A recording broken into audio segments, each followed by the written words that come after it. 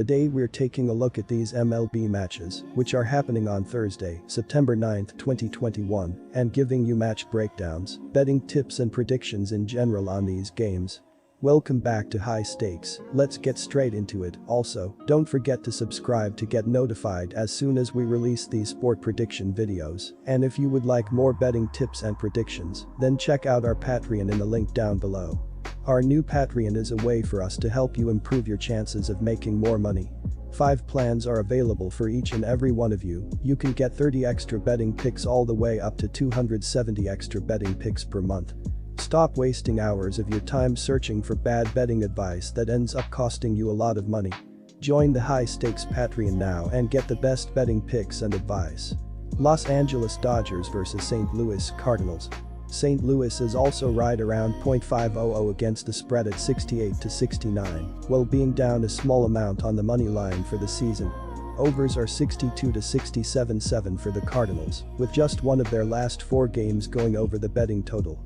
Los Angeles is averaging 5.06 runs per game. Their .241 batting average is 16th in the league.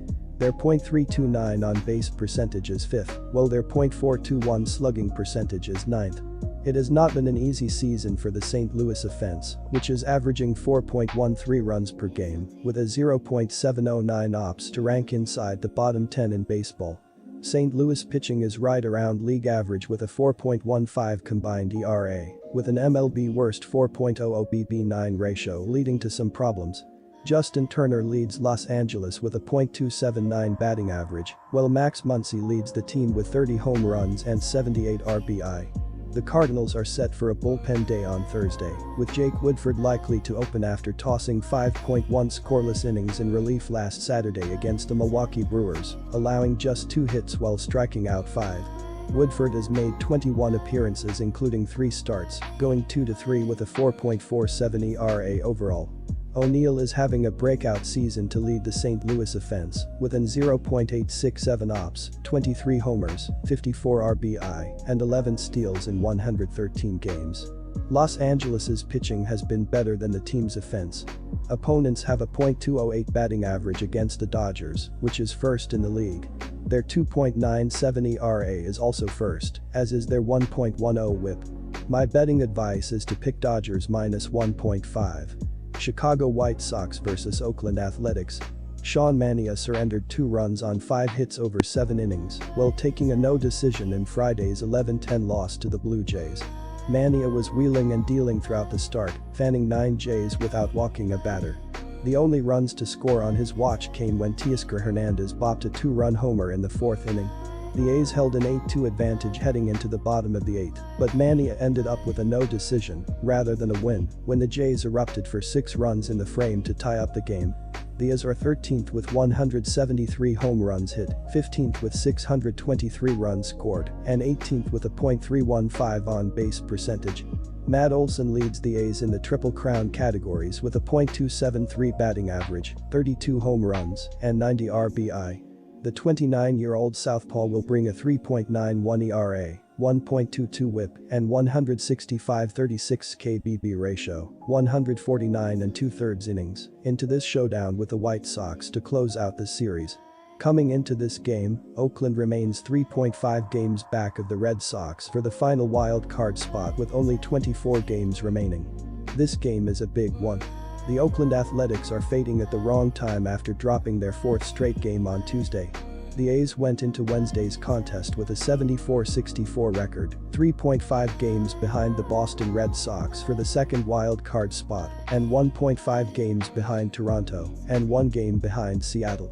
The White Sox have a huge lead in the AL Central, but have won 7 of their last 10 games and not eased up. Chicago has played well against Oakland this season as the better team and has gotten a strong season out of Ronaldo Lopez on the mound. My betting advice is to pick Chicago White Sox. Quick reminder, you can get 125% cashback bonus on your first deposit on our partner sportsbook BetUS after you open an account using our link down below and use our promo code HIGHSTAKES when making your deposit. Minnesota Twins vs Cleveland Indians. The Indians' pitching staff has been average this season. As a team, they are around the middle of the league in ERA, WHIP, runs allowed, walks allowed, strikeouts, and batting average against. They are bottom 10 in home runs allowed. But Cleveland also needed Cal Quantrill to hold up his end. The right-handed pitcher is coming off a rough loss to the Boston Red Sox. However, he's still throwing a 3.15 ERA with 101 strikeouts on the season. So I wouldn't worry about the Tribe's ability to be effective defensively. Cleveland has been fairly average on offense this season. They are around the middle of the league in runs, home runs, RBIs, SLG, and OPS. The Indians are bottom 10 in hits, batting average, and OBP. The Indians aren't even giving themselves a chance to win if they can't even get on the scoreboard. They are getting absolutely dominated by Minnesota's defense on their home field. We'll see if they have enough of an offensive heartbeat left to push back in Thursday's finale. Cal Quantrill went 6 innings and gave up 7 hits, 2 walks, 5 earned runs, and struck out 6 in a loss in his last start against the Boston Red Sox. He has a record of 4-3 with a 3.15 ERA, 1.22 WHIP, and a 101/40th KBB ratio in 18 starts and 36 appearances this season. Opposing batters are hitting .241 against Quantrill. Minnesota can't keep up with the dominant pitching they've shown in recent games, especially with Randy Dobnak slated to start on Saturday. This is the moment when it all comes crashing back down to earth for the Twins. The Tribe clearly hasn't played well offensively in this series, but they're also a much better batting team than they've shown. Dobnak will give them the opportunity to get the hits going again and build some confidence. My betting advice is to pick Cleveland Indians. New York Mets vs Miami Marlins. Impressively, he has allowed 3 earned runs or fewer in 25 of his 29 starts this season.